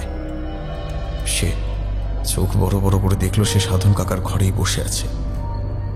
সামনে এখনো ধিকি ধিকি করে জ্বলছে ধুনির আগুন। দীর্ঘক্ষণ অন্ধকারে থাকলে যেমন চোখ সয়ে যায়, সেভাবেই অন্ধকার ঘরটাকে বেশ ভালোভাবেই দেখতে পাচ্ছে সে। সাধন কাকা তাকে আগেই সাবধান করেছিল, তবু সে কৌতূহলবশতই নিজের চোখে দেখতে চেয়েছিল সব। কিন্তু ওই রকম ভয়ঙ্কর নিষ্ঠুর দৃশ্য দেখার জন্য হয়তো সে মানসিকভাবে প্রস্তুত ছিল না। একটা চাপা দীর্ঘশ্বাস বেরিয়ে আসে নিলয়ের বুক থেকে। যতক্ষণ না সাধন কাকার ধ্যান শেষ হয় ততক্ষণ তাকে এভাবেই তার হাত ধরে বসে থাকতে হবে। হাতের কথা মনে আসতেই নিলয় অনুভব করল তার হাতের মুঠোয় থাকা সাধন কাকার হাতটা যেন বড্ড ঠান্ডা আর শীর্ণকায় বলে মনে হচ্ছে। এরকম তো ছিল না হাতটা। ব্যাপারটা বোঝার জন্য অন্ধকারে চোখ শুইয়ে নিজের হাতের দিকে তাকাতেই তার হৃৎপিণ্ড যেন লাফিয়ে উঠে স্তব্ধ হয়ে গেল। কোথায় সাধন কাকা?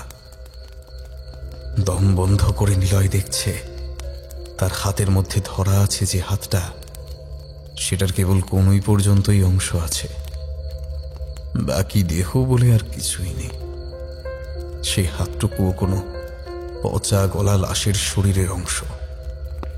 জায়গায় জায়গায় চামড়া ফেটে সাদা মাংস বেরিয়ে এসেছে। নিলয়ের পেটের মধ্যে এমন গুলি উঠল যে সে হড়হড় করে বমি করে দিল। অবশ্য খালি পেটে থাকায় জল ছাড়ার কিছু উঠল না। তবুও হাতটা ছেড়ে দিল না সে, কারণ সাধন কাকার সাবধানবাণী এখনো তার মাথার মধ্যে ঘুরছে। যাই ঘটে যাক না কেন নিলয় যেন তার হাত না ছাড়ে। মনে মনে ইষ্টনাম জপ করতে থাকলো সে। নিজেকে বিশ্বাস করাতে চাইল যে সে যা দেখছে তা তার চোখের ভুল, কোনো অশরীরীর সৃষ্ট মায়া। একবার সে সাধন কাকার কথা অমান্য করে ফেলেছে, দ্বিতীয়বার আর সে সেই ভুল করবে না। যাই হয় হয়ে যাক, ওই হাত সে ছাড়বে না। এইভাবেই এক মনে ঈশ্বরকে ডাকতে ডাকতে কত সময় পার হলো বুঝতে পারল না নিলয়। একটা ঘোরের মধ্যে চলে গেল সে। সম্বিত ফিরল সাধন কাকার ডাকে। নীলু, নীলু, চোখ খোল। নিলয় চোখ মেলে তাকাল। পাশে সাধন কাকাই বসে আছে, তবু তার মন থেকে সন্দেহ গেল না বলে সে তার হাত ছাড়ল না। কিরে, খুব ভয় পেয়েছিস না? মাথা নাড়ল নিলয়। তুমি সত্যি এসেছ? আরে, আমি তো এখানেই ছিলাম। না, একটু আগে ছিলে না। ও, বুঝেছি। যাক, তুই যে ভয় পেয়েও হাতটা ছেড়ে দিসনি, তাই রক্ষে। তখন এত করে সাবধান করা সত্ত্বেও চিৎকার করে উঠলি, আয় রে, তাই জন্যই তো এভাবে ফিরে আসতে হলো তোকে। তুই যে কি করিস না মাঝে মাঝে। আর কোনো দ্বিধা রইল না নিলয়ের মনে। এটা সাধন কাকাই। ভূতকালে গিয়ে তার আর সাধন কাকার মধ্যে কি কথা হয়েছিল তা বর্তমানকালে আটকে থাকা প্রেতের পক্ষে জানা সম্ভব নয়। এবার তাহলে হাত ছেড়ে দিই? হ্যাঁ, বলে নিজেই সেই নিলয়ের হাতটা ছেড়ে দিল। তারপর উঠে গিয়ে আবার প্রদীপগুলো জ্বালিয়ে এলো। মৃদু আলোয় ভরে গেল ঘরটা। নিলয় লক্ষ্য করল সাধন কাকার মুখটা বড্ড করুণ দেখাচ্ছে। সে কিছু জিজ্ঞেস করার আগেই সাধন কাকা বলে উঠল, অন্ধবিশ্বাস আর মোহে পড়ে মানুষ যে কত বড় পাপ করতে পারে তা ধারণার বাইরে। বড্ড কষ্ট হচ্ছে রে নীলু, বড্ড কষ্ট হচ্ছে। কত আত্মা, কত প্রেতের সঙ্গে সময় কাটিয়েছি, তাদের সম্পর্কে জেনেছি, কিন্তু আজ যা জানলাম তারপর আর নিজেকে মানুষ বলে ভাবতেও ঘেন্না লাগছে রে, ঘেন্না লাগছে। একজন বাবা বা মা কি করে নিজের জল জ্যান্ত সন্তানকে বলি দিতে রাজি হতে পারে? আয় রে, অনেক যন্ত্রণা পেয়েছে রে মেয়েটা, অনেক। শরীরের কষ্টের চেয়ে মনের কষ্ট যে আরো সাংঘাতিক, আরো সাংঘাতিক। মেয়েটাকে ওর নিজের মা বাবা বলি দিতে চাইছে? হ্যাঁ রে নীলু, তাহলে আর বলছি কি? কাকা, তুমি কি দেখেছো আমায় বলো, আমার যে বিশ্বাসই হচ্ছে না। প্রথমটায় আমারও বিশ্বাস হয়নি, কিন্তু মেয়েটাকে বলি দেওয়ার পর ওই শয়তান তান্ত্রিক একটা তামার মুদ্রায় রক্ত মাখিয়ে সেটা একটা কলসিতে রেখে ওর চেলাদের নির্দেশ দেয় সেটাকে ওই মেয়েটার মা বাবাকে দিয়ে আসতে, আর বলতে রাত্রে শোয়ার আগে যেন ওই কলসির কাছে নিজেদের মনস্কামনা জানায় তারা, তাহলেই নাকি তাদের সব সমস্যার সমাধান হয়ে যাবে। এটা শোনার পর আমার মনে হয় আমাকে আরো একটু অতীতে যেতে হবে, তাই আরো কিছুটা সময় পিছিয়ে গেলাম আর জানলাম মেয়েটার নাম মালিনী। ঘন কৃষ্ণবর্ণ চামড়া নিয়েই এই পৃথিবীতে এসেছিল সে। গায়ের রঙের কারণে আত্মীয় স্বজনের কাছে ছোট থেকেই জুটেছিল অবহেলা আর ঘেন্না। উপরন্তু কয়েক বছর পর যখন তার ছোট ভাই জন্মালো ফুটফুটে সুন্দর চেহারা নিয়ে, সে যেন মা বাবারও কাছে চক্ষুশূল হয়ে উঠল, জানিস, চক্ষুশূল। তবু কারুর বিরুদ্ধে তার মনে কোনো বিদ্বেষ ছিল না। বড্ড সরল ছিল কিনা মেয়েটা। কিন্তু তার ভাইয়ের যখন বছর 16 বয়স, তখন জানা গেল ছেলেটার শরীরে বাসা বেঁধেছে দুরারোগ্য কর্কট রোগ। তার চিকিৎসার জন্য প্রচুর অর্থের প্রয়োজন। মালিনীদের নিম্ন মধ্যবিত্ত পরিবার ওই টাকার জোগাড় করতে গিয়ে নিজেদের মাথার উপরের ছাদটুকুও বেচে দিল। তাতেও চিকিৎসার খরচ কুলিয়ে উঠল না। ছেলেকে বাঁচাতে মন্দির, মসজিদ, তাবিজ, কবজ কিছুই বাদ রাখেনি তারা। শেষে গিয়ে তারা খোঁজ পায় ওই তান্ত্রিকের। তান্ত্রিক তখন বিশেষ সাধনার জন্য নরবলি দেওয়ার পরিকল্পনায় ছিল। সে দেখল এই তো সুযোগ। সে জানতো যে একজন মৃত্যু পথযাত্রী মানুষকে বাঁচানোর ক্ষমতা তার নেই, তাই সে ওদের দুজনকে অর্থের লোভ দেখালো। যদি তারা তান্ত্রিকের কথায় রাজি হয় তাহলে তারা প্রচুর অর্থের মালিক হবে, ফলে ছেলের চিকিৎসা করাতেও আর কোনো অসুবিধা হবে না। কিন্তু তার জন্য তাদেরকে কিছু ত্যাগ করতে হবে। ছেলের জীবন বাঁচাতে হলে মেয়ের জীবন উৎসর্গ করতে হবে তাদের ওই তান্ত্রিকের কাছে। প্রথমটায় তারা রাজি হয়নি, কিন্তু দিনে দিনে যখন তাদের ছেলে আরোই অসুস্থ হয়ে পড়তে লাগলো, তখন তারা তান্ত্রিকের বলা কথাগুলোই ভাবতে লাগলো। মা বাবা হয়ে নিজেদের অপত্য স্নেহকে দাড়ি পাল্লায় মাপতে লাগলো, বুঝলি? নিশ্চয়ই বুঝতে পারছিস কার পাল্লা বেশি ভারী হয়েছিল। ছি, মানুষ এতটা নীচ হতে পারে? কোনো মা বাবা কি কখনো এত নিষ্ঠুর হয়? হায়, হয় রে নীলু, সব হয়, সব হয় এই দুনিয়ায়। একেই তো বলে মোহ। আমাদের সমাজে ছেলেকে বংশের প্রদীপ আর মেয়েকে পরের বাড়ির সম্পত্তি বলেই তো মনে করা হয় রে। ওরাও তো সেইভাবেই বিচার করেছিল। ছেলে বেঁচে থাকলে তাদের শেষ বয়সের অবলম্বন হবে, আর মেয়ে থাকলে সে তো পরের ঘরে যাবে। তার উপর এমন যার গায়ের রং, তাকে বিয়ে দিতে গেলেও প্রচুর পণ দিতে হবে। এমন মেয়ে থাকায় কি লাভ, এটাই তো ভেবেছিল ওরা। তার চেয়ে যদি মেয়ের প্রাণের বিনিময় হলেও ছেলের জীবন বাঁচানো যায়, সেটাই যে আসল লাভ। ভাবতে পারছিস নীলু, ভাবতে পারছিস? একটা মানুষের গায়ের চামড়ার রঙই তার ভবিতব্য নির্ধারণ করে দিল। হায় সমাজ, হায় পোড়া কপালি, হায়। না, ভাবতে পারছি না কোনো মা বাবা কি করে এমন করতে পারে। মেয়েটাও কি তাদের নিজেদের রক্ত মাংসে করা সন্তান নয়? বেঁচে থাকলে সেই হয়তো তার মা বাবার অবলম্বন হতে পারত। সারাটা জীবন অনেক কষ্ট পেয়েছে রে মেয়েটা, অনেক কষ্ট। কিন্তু যেদিন সে নিজের কানে শুনলো যে তার মা বাবা ভাইয়ের প্রাণ বাঁচানোর জন্য তার জীবনও কেড়ে নিতে রাজি, সেই দিন মেয়েটা একেবারে পাথর হয়ে গেল, পাথর। সব জেনে চাইলে হয়তো পালাতে পারতো, প্রতিবাদ করতে পারত, কিন্তু নিজের মা বাবার এত বড় বিশ্বাসঘাতকতায় জীবনের প্রতি সব মায়া তার এক নিমেষেই যেন উড়ে গেল। তাই যেদিন তার বাবা মা তাকে মিথ্যা বলে ওই তান্ত্রিকের ডেরায় নিয়ে গেল, সব জেনেও সে বিনা বাধায় সেখানে চলেও গেল। তাকে প্রসাদের সঙ্গে মাদকদ্রব্য মিশিয়ে খাওয়ানো হয়, সেটাও সে জানত। তার জ্ঞান চলে যেতেই তাকে তান্ত্রিকের হাতে ছেড়ে দিয়ে তার বাবা মা চলে আসে। তান্ত্রিক পুজো পাঠ শুরু করে, কিন্তু এর মাঝেই মেয়েটার হুঁশ ফিরে আসে। আর ঠিক তখনই মৃত্যুকে শিয়রে এসে দাঁড়াতে দেখে তার মধ্যে বাঁচার তীব্র আকাঙ্ক্ষা জন্ম নিল। হ্যাঁ রে, সেই সঙ্গে প্রবল আক্রোশ জন্মালো নিজের বাবা মার উপরে, যারা তাকে নিজেদের প্রয়োজনে মরার জন্য ফেলে রেখে গেছে। তাদের জন্য কেন সে নিজের প্রাণ দেবে, কেন? কিন্তু নেশার প্রভাবে সেখান থেকে পালানোর মতো শক্তি তার দেহে একদম ছিল না। অবশ্য সেই চেষ্টা করলেও কোনো লাভ হতো না। তান্ত্রিকের চেলারা তাকে সর্বক্ষণ পাহারা দিচ্ছিল যে। অসহায় মেয়েটার চোখের জলে বুক ভাসানো ছাড়া আর কিছুই করার ছিল না। বলির সময় যখন তান্ত্রিক তার গলায় খাঁড়ার কোপ বসাতে যাবে, তখন শেষ মুহূর্তের জন্য সে একবার কাতর অনুরোধের দৃষ্টিতে তাকিয়েছিল তান্ত্রিকের দিকে, প্রাণ ভিক্ষা চাওয়ার জন্য। কিন্তু বাঁচতে পারল না সে। মৃত্যুর পর তার বিদেহী আত্মাকে মন্ত্রের মাধ্যমে ওই কয়েনের সঙ্গে বেঁধে দিয়েছিল তান্ত্রিক, কিন্তু তাকে সে পুরোপুরি বশ করতে পারেনি। তার ফল হাতে নাতে পেয়েছিল ওই পরিবার। প্রতিশোধের আগুনে তখন জ্বলছে সেই প্রেতাত্মা। সেই রাতে মালিনীর বাবা তান্ত্রিকের পাঠানো কলসের কাছে নিজের মনস্কামনা জানিয়ে শুয়ে পড়ে, আর পরের দিন ওই কলসের মুখে বাঁধা কাপড় সরিয়ে দেখে সেটা পূর্ণ হয়ে আছে অজস্র স্বর্ণমুদ্রায়। কিন্তু তার লোভ সেখানেই থামল না।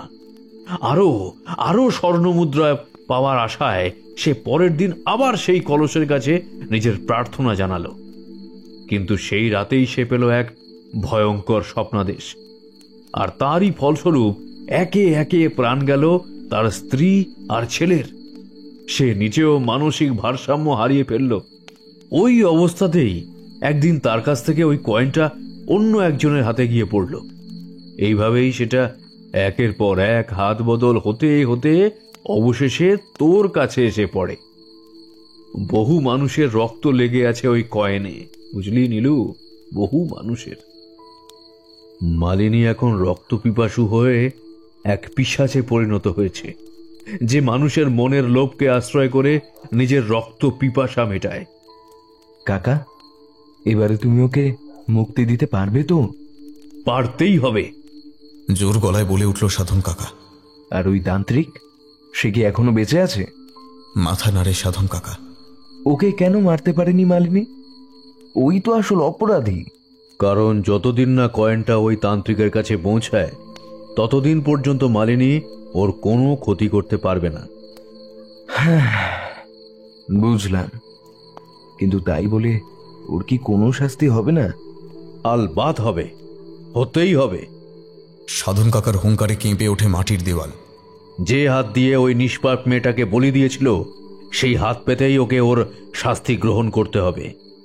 প্রদীপের স্তিমিত আলোতেও নিলয় দেখতে পেল সাধন কাকার চোখ দুটো ওই ধুনির আগুনের মতোই ধকধক করে জ্বলছে।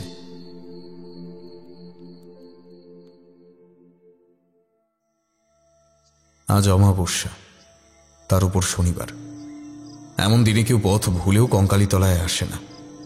এখানে দাঁড়িয়ে আছে বহু প্রাচীনকালের এক বিগ্রহহীন ভাঙাচোরো মন্দির। গ্রামের লোকেরা বলে এমন সব রাতে ওই কঙ্কালীতলার মন্দিরের আশেপাশের অন্ধকার যেন আরো জমাট বেঁধে আসে। কতগুলো ছায়া ছায়া মূর্তি মন্দিরের আশেপাশে ঘুরে বেড়ায়, যেন তারা ওই মন্দিরের পাহারাদার। ভুল করে কেউ যদি এমন দিন ওই পথে গিয়ে পড়ে তাহলে তার আর রক্ষে নেই। ওই ছায়ামূর্তিগুলো তাকে টেনে নিয়ে যায় ওই নিকষ কালো অন্ধকারের দিকে, আর তারপর তাকে আর কখনো খুঁজে পাওয়া যায় না। সে চিরতরে ওই অন্ধকারেই হারিয়ে যায়। অথচ এমন এক অলক্ষণে রাতেই ধুলোয় ভরা মেঠো পথ বেয়ে নিলয় আর তার সাধন কাকা নির্ভীক পদক্ষেপে এগিয়ে চলেছে ওই পুরনো ভাঙা মন্দিরটার দিকে। তাদের লক্ষ্য স্থির, কোনো বাধাই যেন তার কাছে বাধা নয়। দীর্ঘক্ষণ অন্ধকারে পথ চলতে চলতে এখন আর সামনে দেখতে কোনো অসুবিধা হচ্ছে না নিলয়ের। তারা যখন মন্দিরের প্রায় কাছাকাছি চলে এসেছে, একটা রাতচরা পাখি তারস্বরে চিৎকার করতে করতে তাদের মাথার উপর দিয়ে উড়ে গেল। ঠিক তখনই নিলয়ের চোখে পড়ল ভাঙা মন্দিরটার গায়ে সেঁটে থাকা ছায়াগুলো যেন একটু একটু করে নড়ে চড়ে উঠছে। তাদের আকৃতি কিছুটা মানুষের মতো হলেও শরীরগুলো অস্বাভাবিক লম্বাটে গড়নের। আর একটু কাছে যেতে বোঝা গেল বাদুড়ের মতো উল্টো হয়ে ঝুলছে সেগুলো। ক্রমশ মন্দিরের গাত্রোদ্দেশ ছেড়ে শূন্যে ভাসতে ভাসতে এগিয়ে আসছে তারা। এতক্ষণে তাদের দুঃস্বপ্নের মতো বিভৎস চেহারাটা স্পষ্ট হয়ে উঠেছে। তাদের কোনো চোখ কান কিছুই নেই। নাকের পরিবর্তে আছে শুধু দুখানা কালো ছিদ্র, আর মুখগুলো আড়াআড়ি করে চিড়ে ফেলা কুৎসিত একটা হাসি। বাতাসে কিসের ঘ্রাণ টানতে টানতে হিলহিলে জিভ বার করে এগিয়ে আসছে ওই অপার্থিব জীবগুলো। তাদের সাপের শীষের মতো হাসি। মানুষের শরীরের রক্ত এক নিমেষে জল করে দিতে পারে তা। মনে আছে তো কি বলেছিলাম? তোর কবচ যতক্ষণ তোর কাছে আছে কেউ তোর কোনো ক্ষতি করতে পারবে না। ভয় পাস না। আজ আর কোনো কিছুতেই ভয় পাবো না আমি। যে কাজ করতে আমরা এত দূর থেকে এখানে এসেছি সেই কাজ করে তবে এখান থেকে যাব। শোন, যা যা বলেছি তার যেন কোনো অন্যথা না হয়। কি করতে হবে সব মনে আছে তো? ভুল করবি না তো? তুমি নিশ্চিন্তে থাকো, এবারে আর কোনো ভুল করব না আমি। দুজনে যতই সামনে এগোতে লাগলো তাদের চারপাশে ভিড় করে আসতে থাকলো ওই ছায়া ছায়া প্রেত মূর্তিগুলো, কিন্তু কেউ তাদেরকে স্পর্শ পর্যন্ত করতে পারল না। তাদের দুজনকে যেন এক অদৃশ্য বলয় ঘিরে রেখেছে, যা অতিক্রম করার ক্ষমতা ওদের নেই। অবশেষে মন্দিরের সামনে এসে দাঁড়ালো তারা। মন্দিরটা ভাঙাচোরা হলে কি হবে, প্রবেশপথের ভারী দরজাটা এখনো যথেষ্ট মজবুত। নিলয় হাত দিয়ে পাল্লাটা ঠেলতে যেতেই সাধন কাকা তাকে বাধা দিল। তারপর ডান হাত দিয়ে বাতাসে কাটাকুটি চিহ্ন আঁকতে আঁকতে বিড়বিড় করে মন্ত্র পড়তে শুরু করল। হঠাৎই প্রচণ্ড জোরে করকর শব্দ করে দরজাটা হাট করে খুলে গেল। দেখা গেল মন্দির চত্বরের ঠিক মাঝখানে হোমকুণ্ডের সামনে বসে থাকা উগ্র চেহারার সেই তান্ত্রিক বিস্ফারিত দৃষ্টিতে তাকিয়ে আছে তাদেরই দিকে। তার মন্ত্রপাঠ থেমে গেছে। কে কে তুই নরাধম? কোন সাহসে তুই আমার পুজোয় বাধা দিতে এলি? আমার মন্ত্র বলে আটকানো গুন্ডি ভেঙে দিলি? আঙুল তুলে হুঙ্কার দিয়ে বলে উঠল তান্ত্রিক। সাধন কাকা তাতে বিন্দুমাত্র বিচলিত হল না। সে ধীরে ধীরে সামনে এগোতে লাগলো, আর তার পিছন পিছন নিলয়। উত্তর দিচ্ছিস না যে? বল কে তুই? এখানে কেন এসেছিস? কি চাস তুই? সাধন কাকা এবারেও কোনো উত্তর দিল না, বরং শূন্যে হাত তুলে আঁকি বুকি কাটতে কাটতে স্থির দৃষ্টিতে তাকিয়ে থাকলো আকাশের দিকে। হঠাৎই মন্দিরের বাইরে থেকে বহু কণ্ঠের সমস্বরে চিৎকার ভেসে উঠল, যেন একসঙ্গে শয়ে শয়ে প্রেতাত্মা পৈশাচিক উল্লাসে হর্ষধ্বনি দিয়ে উঠল। সেই বিভৎস শব্দে তান্ত্রিক চমকে উঠে তাকিয়ে থাকলো বাইরের দিকে। সাধন কাকা এবারে বজ্রগম্ভীর স্বরে বলে উঠল, ওদের মুক্তি দিলাম। বহু বছর ধরে তুই ওদেরকে এই স্থানে আটকে রেখেছিস, কিন্তু আজকের পর তোর আর ওদেরকে প্রয়োজন হবে না। এতক্ষণে তান্ত্রিক বুঝতে পেরেছে যে তার সামনে দাঁড়িয়ে থাকা এই লোকটা কোনো সাধারণ মানুষ নয়, তার ক্ষমতা তান্ত্রিকের চেয়ে বহু গুণ বেশি। তাই তো তান্ত্রিকের মন্ত্র বলে বাঁধা দরজা সে অনায়াসেই খুলে ফেলতে পেরেছে। তার এতকালের বশীভূত পিশাচদের এক নিমেষে মুক্ত করে দিতে পেরেছে। সে হাত জোর করে সামনে এগিয়ে এলো। আমায় ক্ষমা করবেন, আমি আপনাকে চিনতে পারিনি। আপনি নিশ্চয়ই কোনো উচ্চ কোটির সাধু পুরুষ। আপনার ক্ষমতা আমি নিজের চোখে দেখলাম।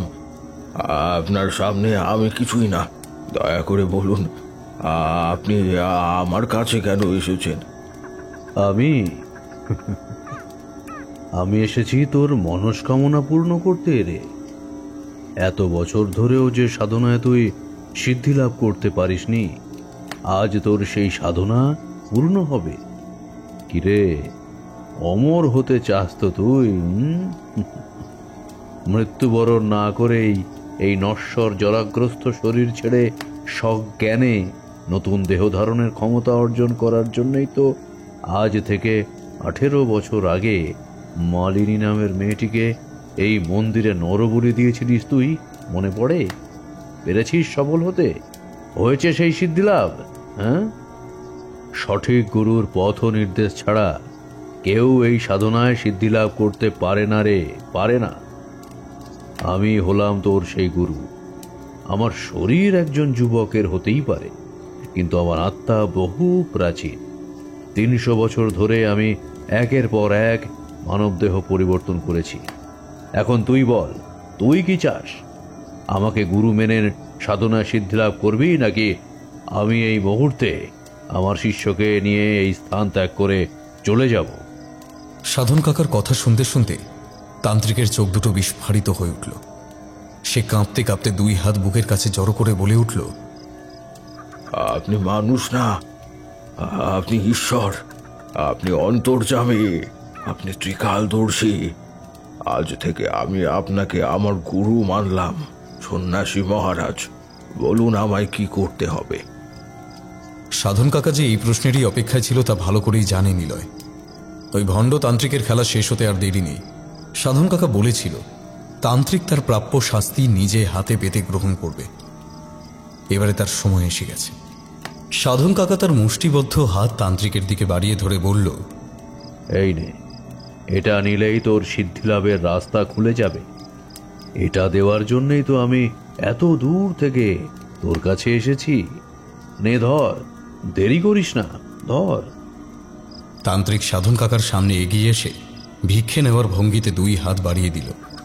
সাধন কাকা তার মুঠোয় থাকা কয়েনটা তান্ত্রিকের হাতে দিতেই সে তীব্র স্বরে আর্তনাদ করে মাটিতে লুটিয়ে পড়ল। থরথর করে কাঁপছে তার সর্বাঙ্গ। তার মুখ দিয়ে গোঙানির আওয়াজ বের হয়ে আসছে। নিলয় এক দৃষ্টে তাকিয়ে থাকলো তান্ত্রিকের দিকে। ওই শয়তানটার শেষ পরিণতি স্বচক্ষে দেখার জন্যই তো সে সাধন কাকার সঙ্গে এখানে এসেছে। হঠাৎই যেন তার বড্ড শীত শীত লাগতে আরম্ভ করল। চারপাশের অন্ধকার যেন আরো গাঢ় হয়ে এসেছে, যেন ঘুটঘুটে কালো ধোঁয়ায় ঢেকে যাচ্ছে সব। হোমকুণ্ডে জ্বলতে থাকা আগুনের আলোয় নিলয়ের চোখে পড়ল জমাট বাঁধা অন্ধকার যেন ক্রমশ একটা চেহারার আকার নিচ্ছে। দেখতে দেখতেই সেটা একটা ভয়ালো ভয়ঙ্কর প্রেত মূর্তির অবয়ব ধারণ করল। 2 হাতে সে তুলে ধরে আছে নিজের কাটা মুন্ডুটা। সেই মুন্ডুর চোখ দুটো ঠিকরে বেরিয়ে পড়েছে কোটর থেকে। মুখের ভেতর থেকে বেরিয়ে আসা লম্বা জিভটা বেয়ে ঝরঝর করে রক্ত ঝরছে। অন্ধকারেও চকচক করছে তার ধারালো দাঁতের প্রান্ত ভাগ। ওকে ওকে এ কেউ? প্রচন্ড আতঙ্কিত কণ্ঠে কোনো মতে বলে উঠল ধুলোয় লুটিয়ে থাকা তান্ত্রিক। সাধন কাকা তীব্র ঘৃণা মিশ্রিত স্বরে বলে উঠল, ওরে পাষণ্ড, ভালো করে তাকিয়ে দেখ, দেখ ওকে, দেখ ওকে। চিনতে পারছিস না তাই না? হ্যাঁ, তুই তো সৃষ্টি করেছিলি ওকে। ওই তো সেই মালিনীর প্রেত, তোর মৃত্যু সমন। তান্ত্রিক নিজের শরীরটাকে মাটির উপরে দিয়ে ঘষতে ঘষতে পিছিয়ে যাওয়ার চেষ্টা করতে লাগলো, আর হাত নাড়তে নাড়তে অবিশ্বাসী গলায় বলতে লাগলো, না না না না, এ কিছুতেই হতে পারে না। ও আমার বশীকরণে বন্দী, ও আমার কোনো ক্ষতি করতে পারবে না। সাধন কাকা বিদ্রুপের হাসি হেসে বলল, তাই নাকি? তাকিয়ে দেখ তোর হাতে কি। তান্ত্রিক চমকে উঠে নিজের হাতের তালুর দিকে তাকিয়ে দেখে তার ডান হাতের তালুতে একটা কয়েন সেঁটে আছে, যেন আঠা দিয়ে বসিয়ে দেওয়া হয়েছে তার হাতের তালুর চামড়ায়। তান্ত্রিক সাধন কাকার উদ্দেশ্যে চিৎকার করে ওঠে, ওরে পাষণ্ড, ওই কয়েনের সঙ্গেই তুই বেঁধে দিয়েছিলি মালিনীর অতৃপ্ত আত্মাকে। এখন ওই কয়েন আবার তোর কাছেই ফিরে গেছে। তুই হাত পেতে ভিক্ষা চেয়ে নিয়েছিস, তাই এখন মালিনী ওই কয়েন থেকে মুক্ত, তোর বশীকরণ থেকে মুক্ত। শয়তান, বিশ্বাসঘাতক, কে তুই? তুই আমার সঙ্গে এত বড় ছল করলি? শঠে ষাঠ্যং সমাচরে। শঠের সঙ্গে শঠ আচরণ করাই তো শ্রেয় রে। যেভাবে তুই নিজের স্বার্থ সিদ্ধির জন্য ছল করে মালিনীর জীবনটা অকালে কেড়ে নিয়েছিলি, তাকে পিশাচে পরিণত করেছিলি, আমিও সেভাবেই তোর সঙ্গে ছল করে তোর কর্ম তোকেই ভিড়িয়ে দিলাম।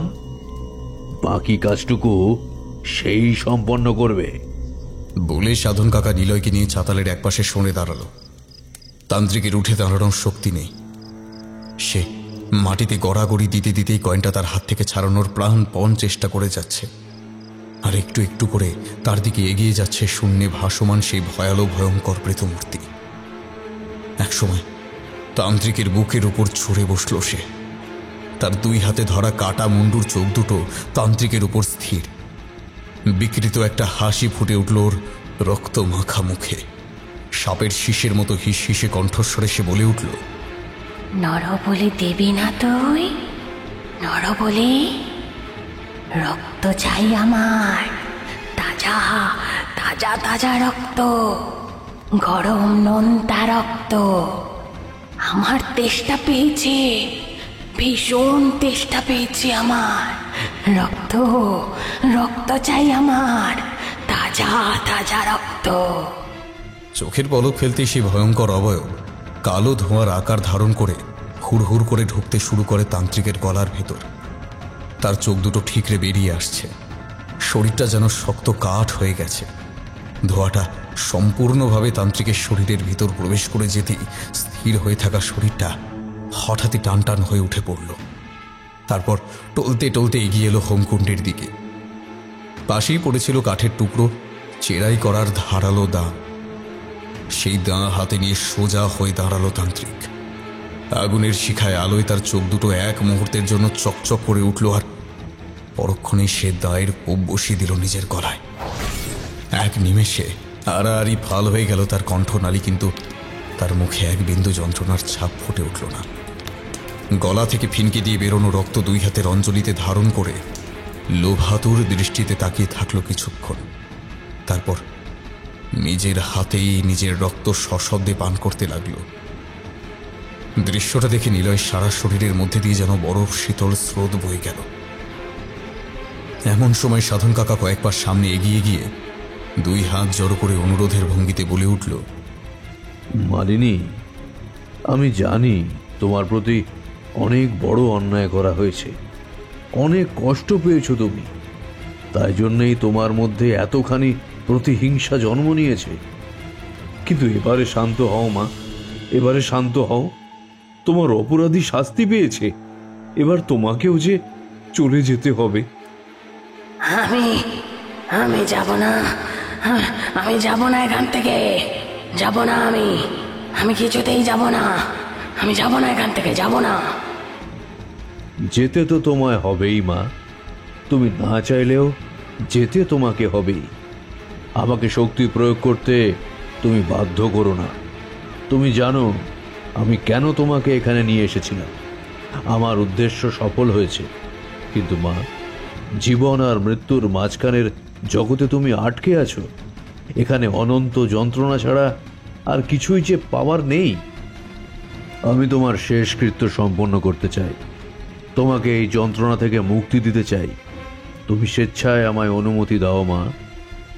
বেঁচে থাকতে যারা তোমার প্রতি অন্যায় করেছিল তাদের সবার হয়ে আমি তোমার কাছে ক্ষমা প্রার্থনা করছি। তাদেরকে ক্ষমা করে নিজেকে এবারে শান্তি দাও। আমি জানি আবার তোমার মানবজনিতে জন্ম হবে।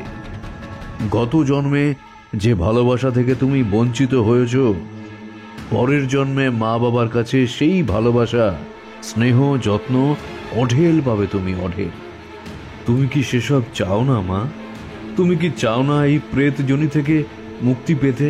বলো বলো, তুমি কি চাও না? এবারে আর কোনো প্রত্যুত্তর এলো না। কোথাও কোনো শব্দ নেই, যেন শ্মশানের নীরবতা নেমে এসেছে মন্দির চত্বরে। বেশ কিছুক্ষণ একেবারে নিশ্চল হয়ে দাঁড়িয়ে থাকার পর হঠাৎই তান্ত্রিকের শরীরটা থরথর করে কাঁপতে শুরু করল। তার অর্ধেক কাটা মাথাটা হেলে পড়ল পিছন দিকে। তার গলার কাটা জায়গা থেকে গলগল করে বেরিয়ে এলো কালো ধোয়ার কুণ্ডলী, আর সঙ্গে সঙ্গে দেহটা কাটা কলা গাছের মতো ভেঙে পড়ল হোমকুণ্ডের আগুনের ওপর। আর মুহূর্তে দাউ দাউ করে জ্বলে উঠল তান্ত্রিকের প্রাণহীন শরীরটা। কালো ধোয়ার কুণ্ডলীটা ততক্ষণে একটা ছায়া ছায়া মানবী দেহের আকার ধারণ করেছে। নিলয়ের চিনতে অসুবিধা হলো না কাকে। সাধন কাকা মালিনীর ছায়ামূর্তির দিকে তাকিয়ে বলল, আমাকে দেখাও মা, তোমার পার্থিব দেহের অবশেষ কোথায় আছে আমাকে দেখাও। সে হাত তুলে মন্দিরের পেছন দিকে নির্দেশ করল। নিলয় যেন স্পষ্ট দেখতে পেল মালিনীর চোখ বেয়ে জল গড়িয়ে পড়ছে। নীলু, চল চল বলে সাধন কাকা নিলয়কে নিয়ে মন্দিরের পেছন দিকে এগিয়ে গেল। দুজনে মিলে মালিনীর দেহের অবশেষ মাটি খুঁড়ে তুলে তার শেষকৃত্যের আয়োজন করল। মন্দিরের পেছনেই সাজানো হলো চিতা। সাধন কাকা নিজে হাতেই সেই চিতায় অগ্নিসংযোগ করল। ধকধকে আগুনে লেলিহান শিখায় শেষবারের মতো যেন ফুটে উঠল মালিনীর মুখ। তবে সেই মুখে কষ্ট নয়, যন্ত্রণা নয়, লেগে আছে এক শান্তির হাসি। শেষ বিদায় জানিয়ে সে চলে গেল। কেন জানে না, নিলয়ের গলার কাছটায় কেমন যেন একটা কষ্ট দলা পাকিয়ে উঠল। আর চোখে সাধন কাকার দিকে তাকিয়ে দেখল নিলয়। সাধন কাকার চোখের কোলেও চিকচিক করছে এক বিন্দু জল।